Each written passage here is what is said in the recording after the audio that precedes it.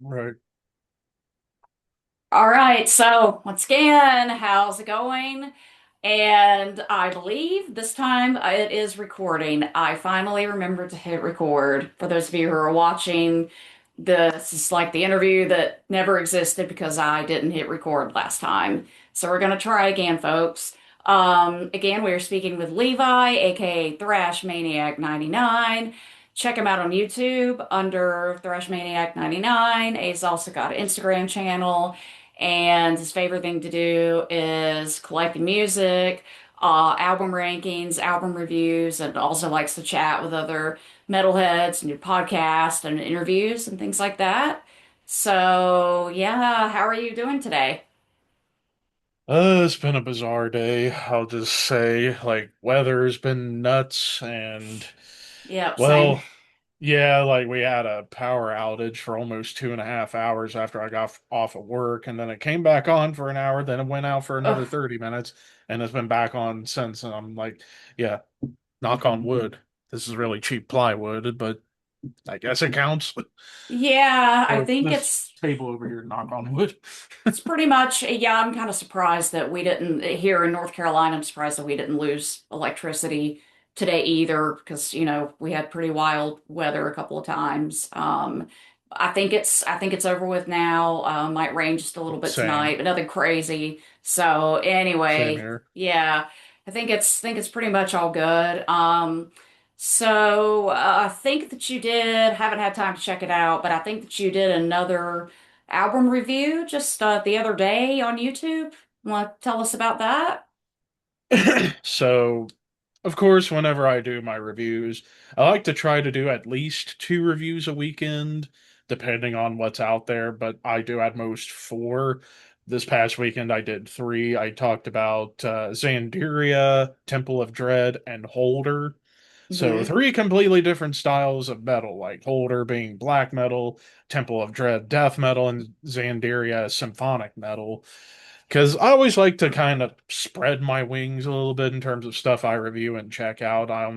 Like typically my wheelhouses are more death metal and thrash metal, but I explore other territories here and there. And I was just like, you know what? There's not anything really better coming out, so I guess I'll check this out. And lo and behold, that Xanderia album was pretty damn good, surprisingly. Yeah. Tell me a little bit more about the Xanderia album because I'm almost sure that I've heard that name. Being that it's symphonic metal, it might be something I'd be interested in. Well, the crazy thing about with that band, I never checked them out until this new album. The only reason I even Okay. knew about them was their old vocalist, Lisa, did guest vocals on a track on the last Celtic Frost album 20 years ago. So Oh, that was how nice. I found out about the name of the band, but I'd never checked them out until this new album. And Hmm. yeah, the way they play symphonic metal is like symphonics over top of, I would say more like Judas Priest, Iron Maiden-esque metal with touches of death metal, namely in like some of the more groovy chugging guitars and occasional growls, but for the most part, it's mostly just classical on top of old school heavy metal. Okay. Yeah, I'll definitely have to check that out. And I believe that you told me this a couple weeks ago, but remind us again, how many CDs or vinyls? Do you have vinyls too, or is it that just strictly CDs Um, back there behind you? I've got a couple of vinyls. I can Oh, grab okay. them real quick right here, and it's two Metallica vinyl. Oh, nice. Perfect. So, yeah, I've been needing to get the remaining first five Metallica vinyl, but I just have not gotten around to it yet. But yeah, I'm principally a CD guy, although I do have Me actually a too. really cool special, actually a couple really cool special edition things that I got. First, the Celtic Frost Dance Macabre box set, Mm-hmm. which Nice. I uh like that. which they also have this on vinyl too, but obviously me being the CD guy, I got this one and it's pretty cool. It's essentially a box set that includes the first uh two EPs, Morbid Tales and Emperor's Return, their debut album To Megatherion, their second album Into the Pandemonium, and a special rehearsal called the Gravehill Bunker Rehearsals. And that's everything right there on the back. All But it's right. also got a really cool patch. Actually, I haven't even opened this in quite some time, but yeah, it comes with all sorts of stuff. Like, if I can get everything out of here. So it comes with a Celtic Frost patch, which I completely forgot to get this sewn on my battle vest over there. I'll have to get that done at some point. It also has a special Dance Macabre pin, Okay. I like that. and then of course all the albums. So Morbid Tales, Grave Hill, Bunker Rehearsals, to Megatherion, uh, Into the Pandemonium, and the Emperor's Return Hmm. EP. So pretty much a hodgepodge of the early Celtic Frost stuff. And it also, once I get all these put up, because it's just so much shit, um, it also comes with this really cool 40-page booklet with all sorts of pictures and interviews with the band, primarily Tom Weir, the main guy.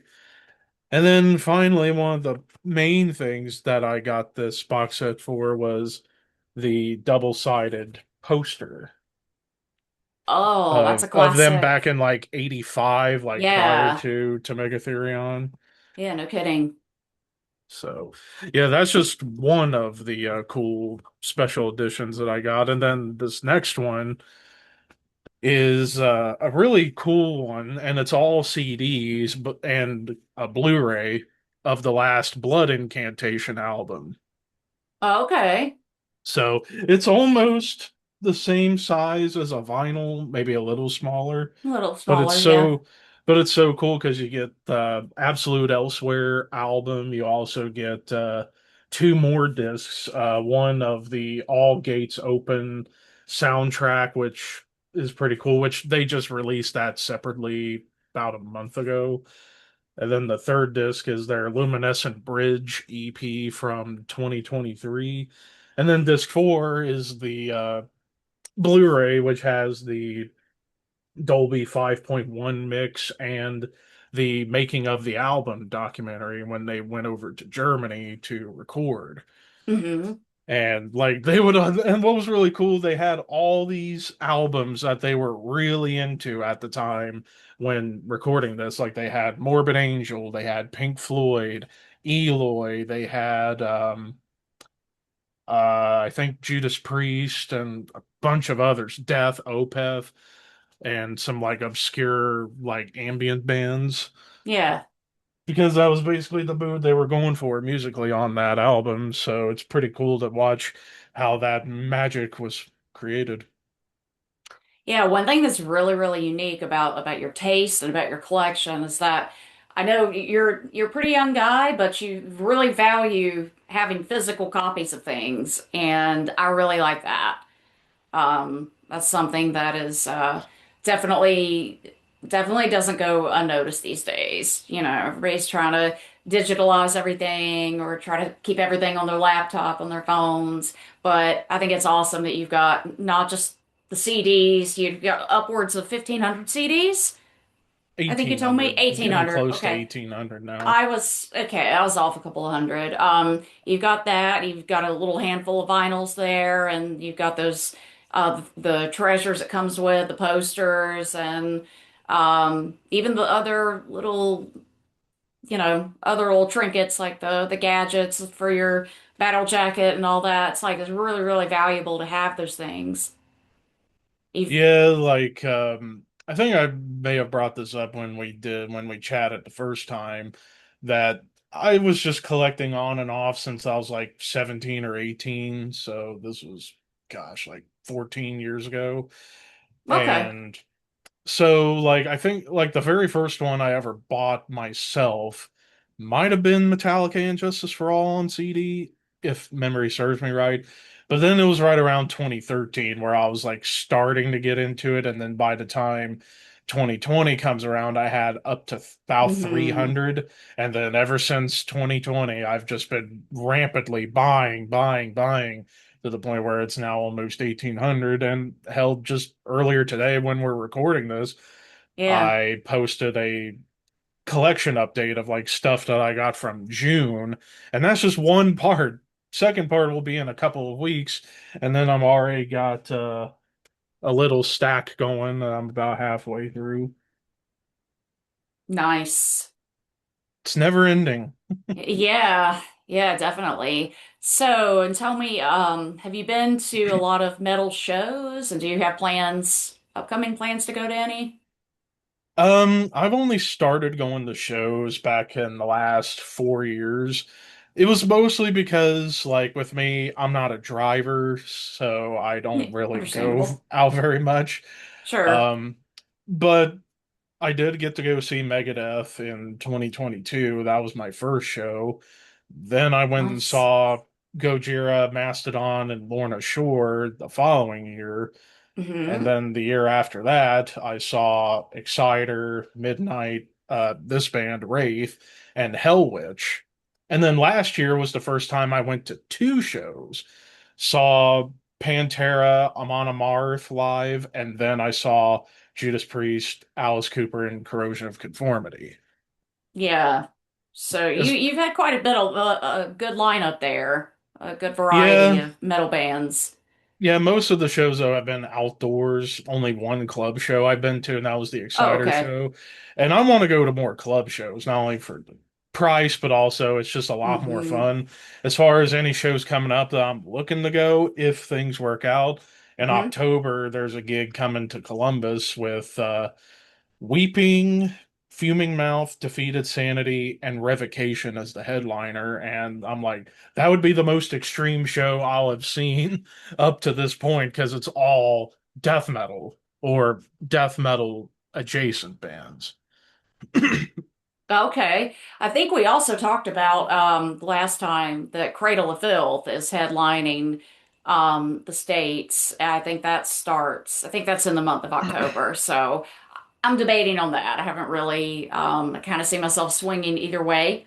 I did go to see them in 2023 in Baltimore, and I think it was at the Soundstage, Baltimore Soundstage, at the like in the power plant live area where they got all the some indoor and outdoor stages. So that's where Mhm. I saw them, and it was a fun show. Yeah, like we talked about. Yeah, they're doing this tour with Moonspell and Worm opening. Yeah. And again, I was thinking about wanting to go to that mainly to see Worm because that new album is so damn Hmm. good. But depending on the date, like I know the Revocation shows sometime in early October, so it might be too tight of a squeeze if I was to attempt it. But you never know with these things. You never know, and I'm not sure. Off the top of my head, I don't know when the Worm Moonspell Cradle of Filth thing is coming to Ohio. I'm pretty sure they're coming somewhere to the state. Cincinnati, yeah. Yeah, that sounds about right, but I just don't remember the date off the top of my head. So you never know. We might end up making that happen. hmm So But but yeah, it go would be ahead. cool to go see that for sure. But again, it's just going to depend on if things work out. Yeah, yeah, absolutely. So also when it comes to different types of death metal bands, you know, is there, because I know there's like endless amounts of subgenres out there for all kinds of music. Is there a subgenre within the death metal subgenre that you gravitate towards?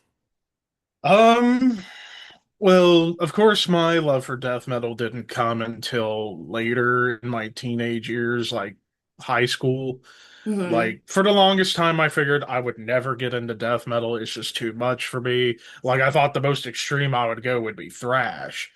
But then, thanks to a combination of watching Metalocalypse, getting into Cannibal Corpse through Ace Ventura, and then the band Death, I was like, you know what? It's time for me to check out this wild animal known as death metal.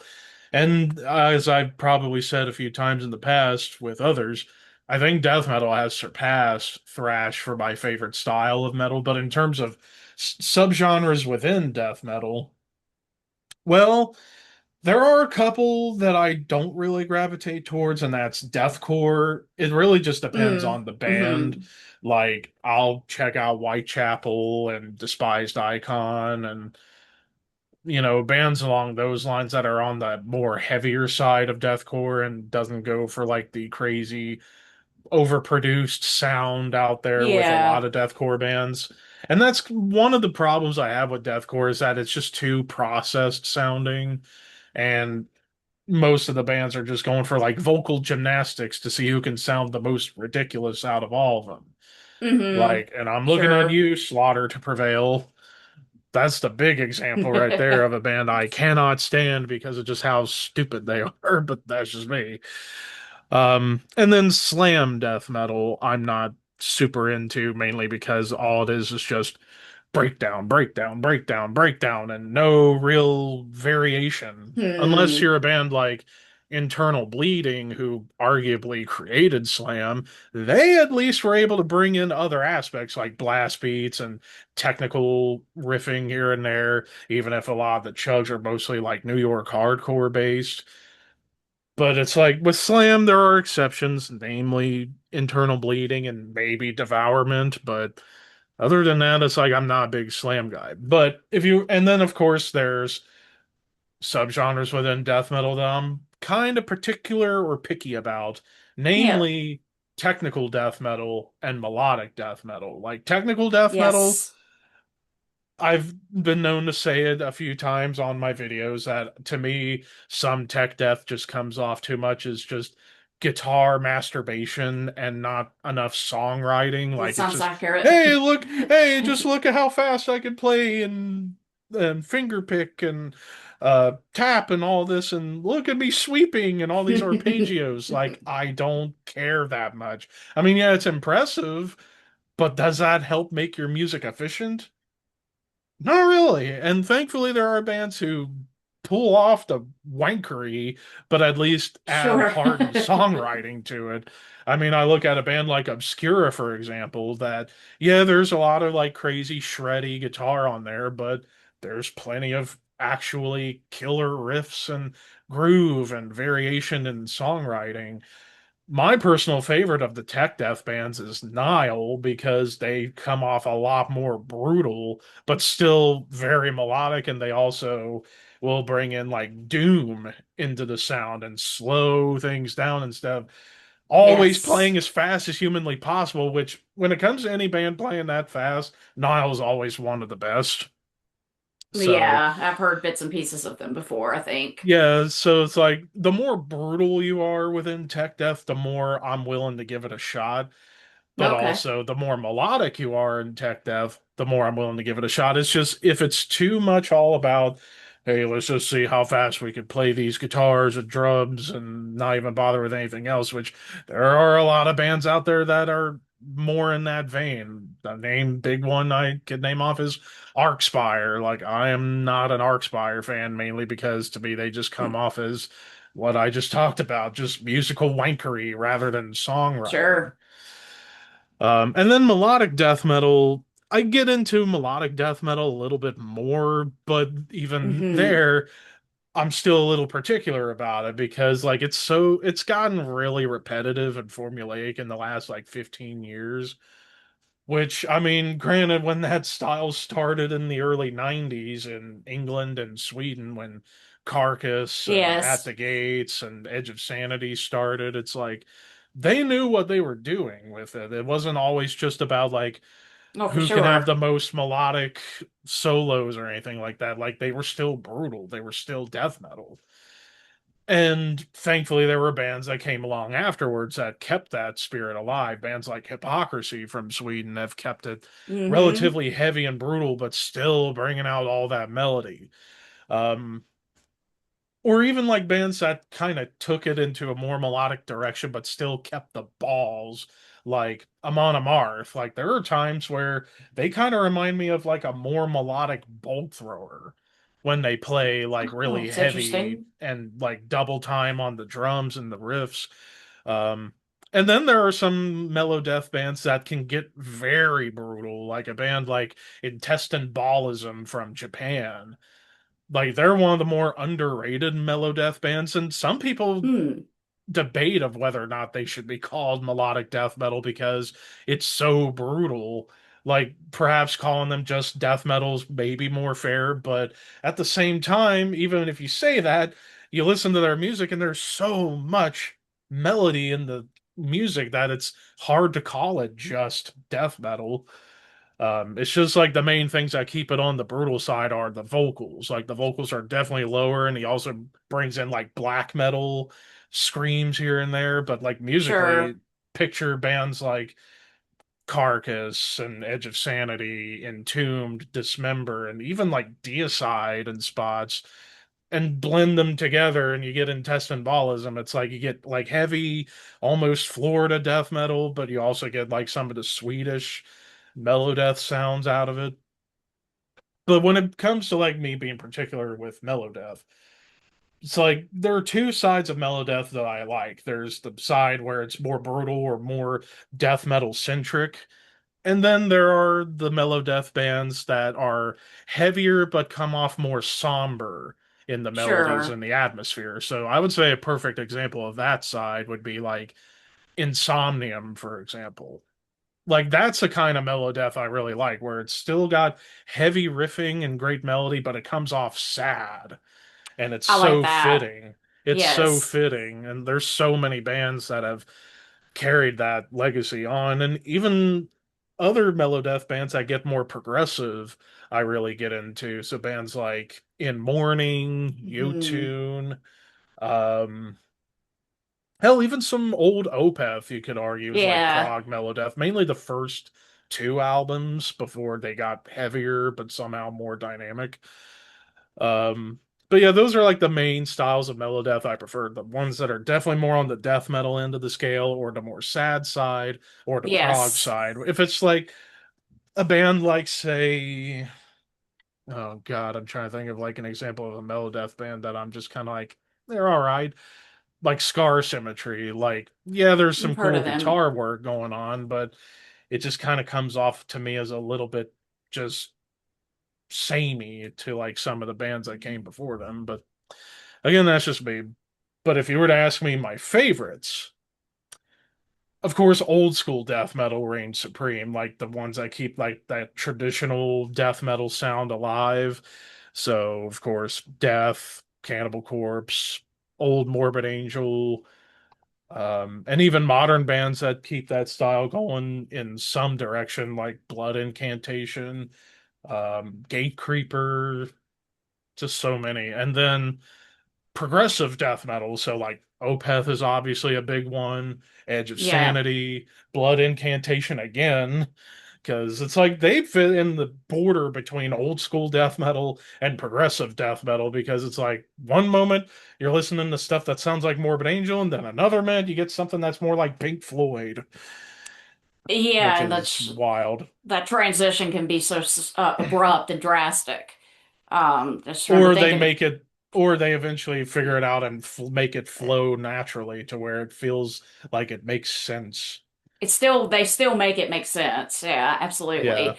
And I was actually quite impressed with Opeth's latest album, Last Will and Testament. I can't remember yeah. how much we got into that before, but do you have a favorite song from that album? A Story Never Told, the last song. The Yeah, one song that's that actually mine. has a name. Yeah, because everything else is what paragraph one, two, three, Print one, four, two, three, five, four, five, six, six, seven. 7. Yeah. Okay, good. I remember that. But yeah, they were all Um, killer songs. But yeah, oh I yeah. agree that last one was just beautiful. And it wasn't even a death metal song. It was more like a Mm-mm. prog rock epic. And I know I Yeah. have a soft spot for prog rock, but to get back to like other death metal styles, yeah, prog death is one. Probably a close uh in the running, Death Doom is another big one that I Yes. love. Like, and of I course, that has two sides of the coin. One side of Death Doom, I describe it as like the more melodic, grandiose, almost gothic side. So, Hmm. of course, you would get bands like My Dying Bride, Paradise Lost, early Catatonia, Yes. Swallow the Sun is a big one. There's a lot of those kind of bands out there. And then there's the other side of Death Doom where I describe it as Black Sabbath meets death metal, or they lean little closer to the death metal Yeah. side. Like that's a fair So, description.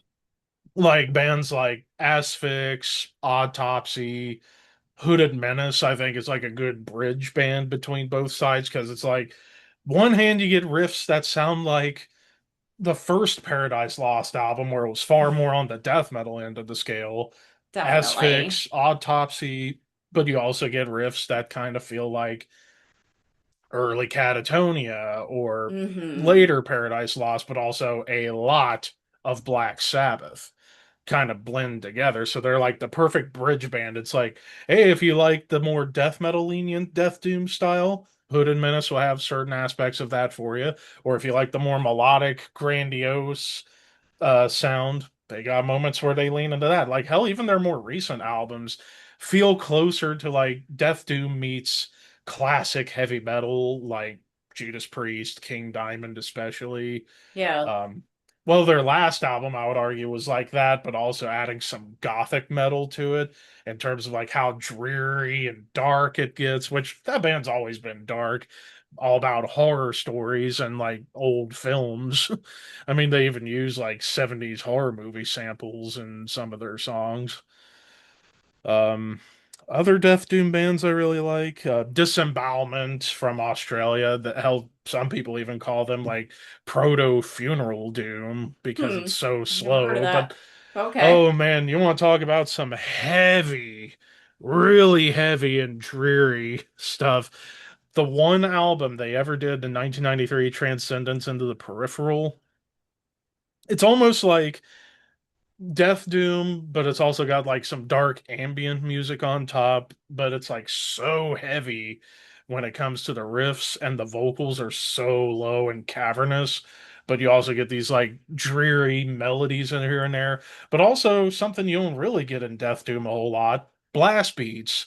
And they're very much like Napalm Death style blast Oh. beats and such. So it's like they can get fast, but they are mega slow to the point where it's like I said, some people kind of call them the like biggest inspiration on the funeral doom style, but there's still enough Hmm. going on where it's still death doom, but it hasn't gotten to funeral doom yet. Would you say that the debut album, we did touch on the subject of Paradise Lost. I think some of you watching this realize that they are my number one all-time favorite band, and they've been my favorite band for about 20 years. Unfortunately, I myself still cannot really decide on a favorite PL album, although I am wearing the Icon shirt currently as we speak. Right. So that's definitely, we'll definitely say Icon is in the top five. But would you say that debut album is most likely your favorite, Paradise Lost? Ah, man, that's tough. And I haven't jammed everything that they've done. Like, obviously, there was that middle period where they kind of went down the Depeche Mode Yeah. route and got like dark wave and such before Hmm. they got their stuff back together in the late 2000s. Hmm. I mean, I got a couple right here off the top of my head that I could make the argument for being my favorite for different Oh, okay. reasons. Of course, the first album, Lost Paradise, for the simple fact it's easily their heaviest. Yeah. And like so much so to the point I call this autopsy worship. Like it's so reminiscent of like the first autopsy album, except taking all the Yeah, I've heard thrash that. out, taking all the thrashy Hmm. moments out and just focusing on the slow and mid-tempo heft. Like songs on here I would call almost straight up death metal songs like Our Savior. That is an evil, heavy chugathon of a song to the point where it's still Yeah, Death Doom, but it borders of course. more on old school death metal. And then, of course, songs like the song Paradise Lost is definitely Death Doom, not really death Sure. metal. I think Um, so. But yeah, it's like this is easily the most death metal centric album of their career, and I love it. But if I had to pick a favorite, it would be Draconian Times. Oh yeah, also in my top five, Draconian Times that is. Yeah, because it's like they moved away from the death metal by this point, and it's more just Hmm. gothic doom, like almost like the Yeah, pretty uh much. kind of the at this point like the British typo negative they were going for because they're so Sorta. close. Yeah. Granted, the vocals, like we talked about in the chat we had before, I just love Nick Holmes's vocals overall, from his evil growls to his like sullen cleans to his James Hetfield-esque clean vocals. Yeah, like right there in that mid 90s, icon Draconian Times period. But Still just goes on to this day too. well, it does. Yeah, when I first discovered PL, like I said, nearly 20 years ago, I had no idea. I can't remember where I started. I want to say the first album I listened to was either Draconian Times or One Second. But I did go back. I enjoyed it. I was curious enough to go backwards into their discography. And I had no idea these guys were so young in that first, yeah, the debut album. I mean, because uh, it's just, I guess it's like he's already said before. I mean, it was so brutal. Um, I would have imagined that Nick was, a bit older than 18 or whatever. Yeah, However young he was on the first album. So that's what really, really blew me away. But those were good. One of my favorite PL albums is Gothic, their second album, Gothic. yeah. So it was That's a kind great of, one too. Kind of like that thank you. transition between what they did on the first album and what they would eventually become, but Hmm. still more towards the Death Doom side than the Gothic metal side. Like I would say it doesn't really get like Gothic metal fully until Shades of God, the third God, album. yeah. And even Yes. at that, you still got some Death Doom in there, and then they basically just said, let's stay away from Death Doom for a while, starting with Icon, and then going forward until Plague Within 11 years ago. Yes. That's when people would say, okay, their Death Doom sound is back, but they're mixing it with what they were Hmm. doing on Icon and Draconian Times, which is a perfect blend. Perfect blend. Are you at all familiar with any of the like Nick and Greg's solo projects that they've done over the years? I know Um, that Nick with Bloodbath, I think most people are yeah. familiar with that, of course, but Greg also had he had a project called Valenfire. I Yep. think that was from 2009 to 2018. But then I think still to this day currently in a project or a band called Strigoi. I believe that's with Chris Casket. And I also think that their last drummer, not Volteri, but the one after that, Guido, I think was the drummer of Strigoi. I don't think that they put any albums out recently, but I definitely recommend that you check those out when you get around to it. Yeah, I've been wanting to check out Fire because I know Greg, that was when he decided to embrace his more death metal brain. And from what I heard, Yeah, they yeah. got compared a lot to like Swedish death metal, like Entomb, Dismember, because they play with that HM2 pedal that almost every Swedish death metal band used back in the Yeah. 90s. And even Bloodbath uses it too. So, and because, like I've said before to you, that I'm a slut for HM2 guitars, it's like sounds like something I would really, really dig. Yeah, yeah, and also there's another band, another or particularly melodic Swedish death metal band that I became a fan of over the last 5 to 7 years, I guess, was Leak. I think we talked about them on the last chat Yep. as well. Hmm. Um, so that was a pretty interesting lineup in and of itself. Did one of the I think the drummer was it the drummer of Leak that stepped out about a year ago? I'm not totally sure. That I'm not entirely sure. The only thing I do know is that their frontman and guitarist Thomas Ockvik, I know Yeah. he left Bloodbath a couple years ago and to focus primarily on Leak. So Yeah, yeah, and they've got also Leak has Niklas Sandin, or otherwise known as Nile. His the guitarist in League, is also the bassist of Catatonia. Yeah. Yeah, and like we were talking about Catatonia before, and Hmm. I do hope that whenever the next album comes out, it kind of corrects some of the mistakes that I felt they made on the last one. Because before the last one, Sky Void of Stars was unbelievable. And Yeah, I then the really enjoyed last it. album that came out last year, I'm kind of like, there's something I'm missing here. Like, I know there was a big membership change with Anders Hmm. leaving after Sky Void of Stars, leaving only Jonas to do everything on his own. But then again, he basically wrote everything on Sky Void of Stars by himself. But it's like, hmm, felt like something was lost in translation a little bit. Yeah, it could be that, and I know that we will never know the details, like what really happened, since we weren't there. But I Yeah. know there's, of course, there's fan theories abound everywhere. And then there's just some people that talk about Team Jonas or Team Anders, and it's like, okay, well, okay, whatever. Everyone's Yeah. entitled to their opinion. That's fine. That's cool. I wish everybody, all the best in their future endeavors.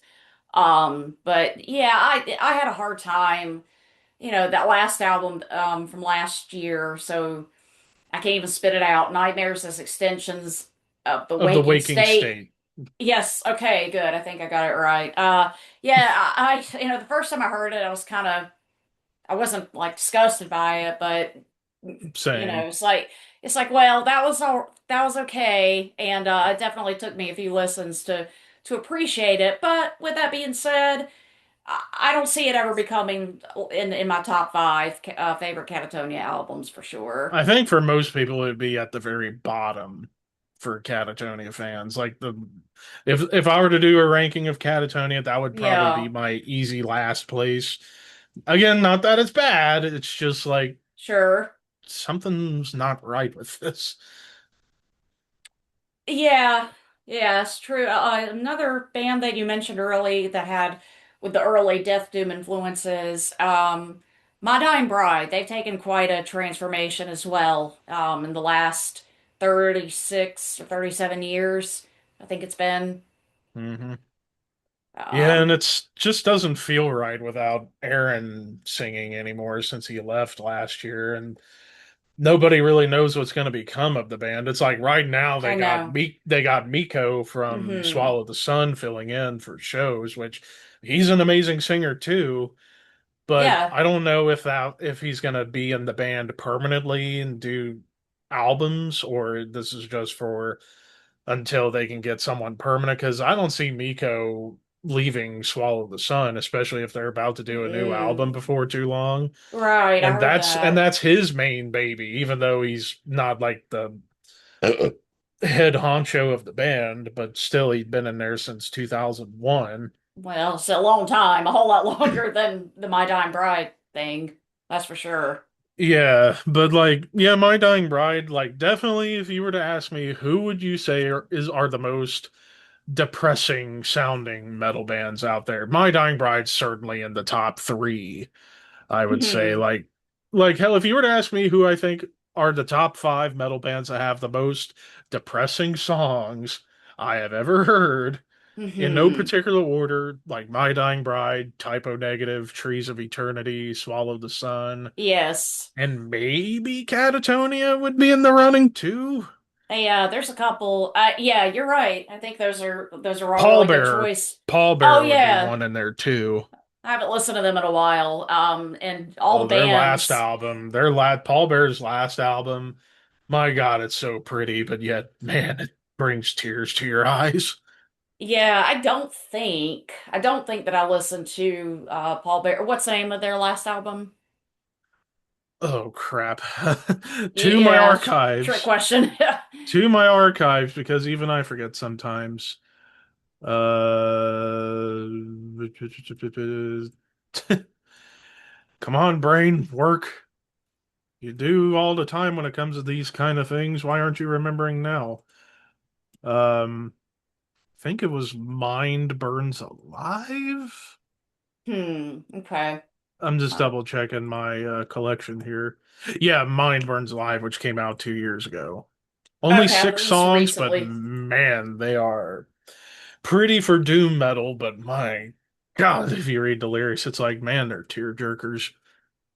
Oh yeah, yeah, for sure. And oftentimes, for me personally, oftentimes it's about the way these artists string together the chords, the melodies of those Oh songs yeah. that really get the really turn on the faucets, so to speak. I mean, you even mentioned some of Catatonia songs. I'm definitely thinking of a few songs from the Discouraged Ones album. Just it's one of my favorite albums. It's a great album. It is not an easy listen by any means. Yeah, and then like another album that I would say that's not an easy listen, especially after what I'm about to tell you about it, is Hmm. Trees of Eternity's Hour of the Nightingale. Uh, 2016. This was a Hmm. for those who still aren't familiar, because there's still a lot of metalheads who don't know this band, but this was a supergroup that Yep. featured Yuha from Swallow the Sun and his then girlfriend Aaliyah Stanbridge, and they were dating for years. And in 2009, they make this project, Trees of Eternity, but nothing Hmm. really came of it until a few years later when they decide, you know what, let's actually get a full band and let's actually make music with this. And initially, they were going to go with Tobias Sideguard from Necrophobic, who was the vocalist and bassist for Necrophobic. They were going to have him on bass until some, let's just say, not so pleasant things came out about him, and they decided, Yeah. yeah, we'll pass on you. So they would get Frederick and Matthias Norman, No man. brothers who were in Catatonia at one point, Yeah. but now in Yeah. October Tide. And then for drums, what better drummer to get for this band than Kai Hatu from Winter Sun, Rotten Sound, currently in Nightwish, playing drums, and they created this doom metal masterpiece that's not easy to listen to because, well, few months, well, maybe like 5, 6 months, 7 months before this album came out, Aaliyah There's passed away from cancer, cancer. which, Yeah. and according to the Gosh. new Swallow the Sun book that has been released, which I probably am gonna need to get it because a lot of my friends are getting it right now, and it makes me feel left out. But supposedly, Aaliyah died in Yuha's arms in the hospital. Oh no. So I didn't know that. I knew that she had passed from cancer, but I didn't know that. Wow. Yeah, like yeah, he was Oh my watching goodness. over at That's the rough. hospital and died in his arms. And even in the book, Ugh. Yuha even wrote in the book that he had planned to himself Hmm. after that by hanging in his farm with his horses. Yeah. Thank God Yeah. that did not happen. Thankfully, he's Sure. still kicking ass to this day with great music and such. But yeah, like this album in particular, it's one of the saddest albums, especially Oh now knowing yeah. about Aaliyah. But some amazing songs, like hell, even Nick Holmes guest appears on the song It's "Gallows Bird" Yeah, at the I think I just heard that album for the full album in its entirety for the first time like 3 months ago. I'd heard of Trees of Eternity and I was familiar with the backstory and the tragedies and all that, but I was also, of course, I was also aware that Nick Holmes guest vocaled on that one song, but yeah, I just heard it in its entirety, quite recently, and it's a beautiful album, but yeah, not easy listening for sure. yeah, and like even a little like memoir to Aaliyah right there Yeah. in the liner notes. So yeah, and of course, thankfully, like I said, you are still going and still making great music. Although, according to my buddy Ricky, who's a bigger Swallow the Sun fan than I am, he actually met the band last year when they were touring the States, Oh, cool. and he asked Yuah about, is there going to be another album? And Yuah says, well, basically every album we do is our last album. It just depends on like what inspires him Hmm. lyrically to make music, because like all the albums are inspired by something dark or sad or whatever. Yeah. Or in the case of the last album, it's like, yeah, the last album I know a lot of people weren't too crazy about. Like, the main thing I wasn't too crazy about was the production. Like, it came off as too polished for my taste, but then again, they actually had the guy who's done production for Bring Me the Horizon of all bands to do the production on it. So that's why it kind of has this like clean sound, but like at least the music was still really good. And also like the lyrics, it's like it's sort of switching over, going away from the darkness a little bit and getting a little more lighthearted in certain ways, as close as that band can get to being Yeah. lighthearted, even though it's still pretty dark in a lot of aspects on that album. But I'm hoping on the next album, at the very least, don't go with Dan Lancaster. Go back to Jens Bogren where you were on the Yeah. couple albums before, because I will never complain about Jens Bogren production at all. Like that dude is a Same. monster of a producer who does nothing in his life other than produce and mix albums for bands. Like I don't know how he has time to sleep. Same with Andy Sneap and Arthur Risk Yep. and Jacob Hansen and so many others out there that just do nothing but mix and produce. Yeah, for sure. Well, before we wrap up this evening, I was curious, do you have any interviews lined up either with artists, podcasters, or other fans? Um, well, I've been in talks to have possibly Arthur Risk, funny enough, to be on there. It's just a matter of when Oh, he's not busy because, like I said, that dude does well, almost nothing but produce and mix. And when he's not producing and mixing, he's playing guitar for Eternal Champion and a couple other bands. But he said he'd be down at some point, and I still talk to him here and there, but he's on the docket at some point. Um, I know at some point been working on trying to get John McEntee from Incantation on okay. the show. It's just a matter of when he's down to do it. Some other ones that I've been in talks with, Dallas Toller Wade, formerly of Nile, now Narcotic Wasteland, trying to get him on the show because like when it comes to Niles' history, he was my personal favorite vocalist that they ever had, Oh, and he was in yeah. the band from 97 till 2017, but he Hmm. didn't start doing vocals until 2000. And he's got a very distinctive voice. Like he has this like evil growl to him that's so distinct, but he's also a phenomenal guitarist. Like he and Carl Sanders were the perfect duo of brutal tech death guitar playing, where it's just Sure. like shreddy but riffy and brutal, melodic, and all the live long day. And from what I hear, he's like a big gamer guy. So I'd be talking, nerding out about like, oh, what games do you play? We ought to play some together online or whatever and see what happens. Um, I actually need to get a hold of him again to see when he ain't busy about having him on. Um, Gosh, anybody else? Like, it's all basically like a spontaneous thing, and also like when the person I talk to is not busy or when I'm available because like I work uh like 11 a.m. until like 5 p.m. or sometimes later, depending on what's going Hmm. on at my work. So, and of course, with talking to people from Europe, there's that time difference. Always Yeah. a bitch.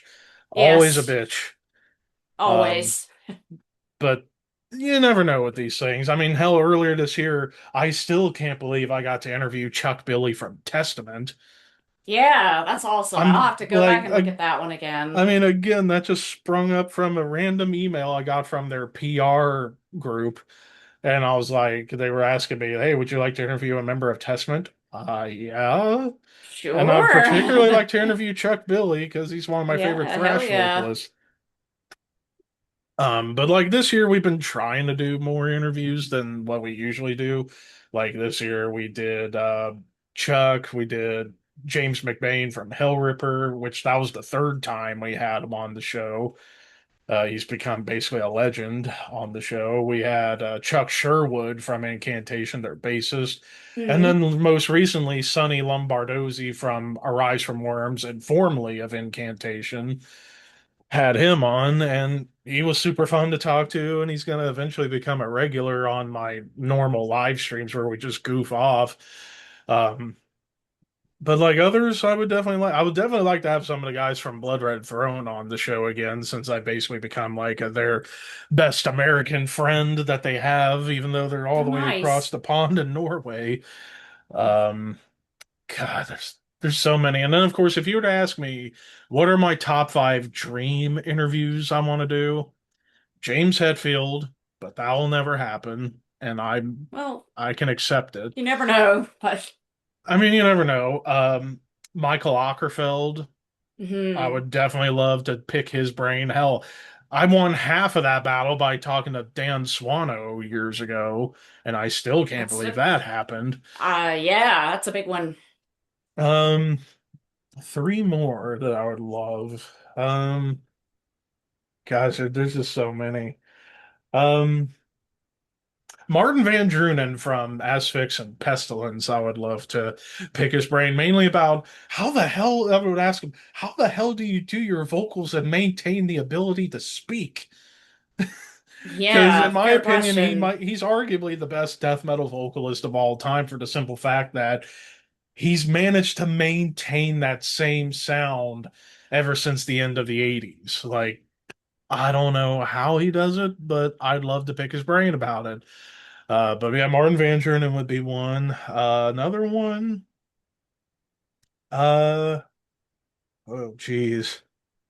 I would love to talk to Peter Tägtgren from Hypocrisy. Good one. I feel like he'd make me laugh the whole time because I hear he's like one of the goofiest uh people in metal. And hell, if anybody's ever seen excuse me, the I think it was the 20th anniversary documentary they did in 2010, him in the Abyss Studios with the original vocalist of Hypocrisy, Mosse Broberg, who later joined Dark Funeral, and like a touring guitarist, all sitting in the studio, and Mosse is talking about how much he loved Vanessa Warwick from Headbangers Ball, Oh, I remember and her.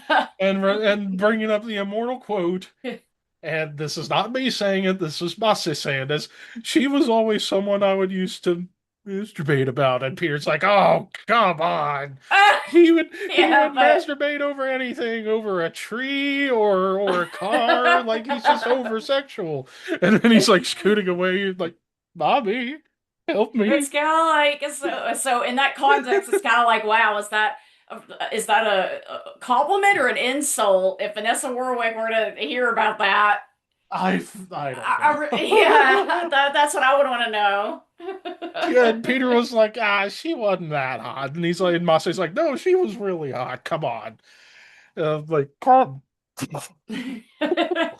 But yeah, Peter would probably crack me up just from the jokes he would tell. I mean, hell, um, were you at MDF 2022 by any chance? 2022. No, I was not. Oh God, I gotta tell you this story now. Because my buddies from Thralls of Metal were at that show. I think it was the third day of the festival with the Saturday. Hmm. Autopsy played. And, well, there was some extracurriculars happening in the crowd.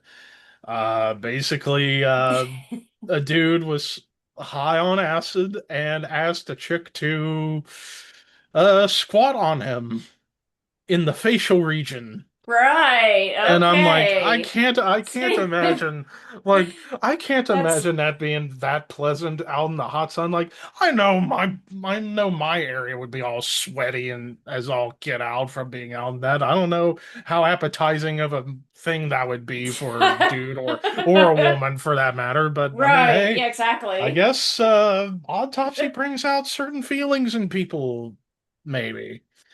But then the next day, the final day, Sunday, when Hypocrisy played, Peter was doing his banter on stage saying, "Hey, you guys are a bunch of crazy fuckers. You were in the paper for the whole autopsy thing." And he said, and I Oh my quote, God. what the fuck? Get a room, people." No, fuck no. If you want to fuck, fuck. And there was one security guy who looked back at him and then just went, like, what the hell are you talking about?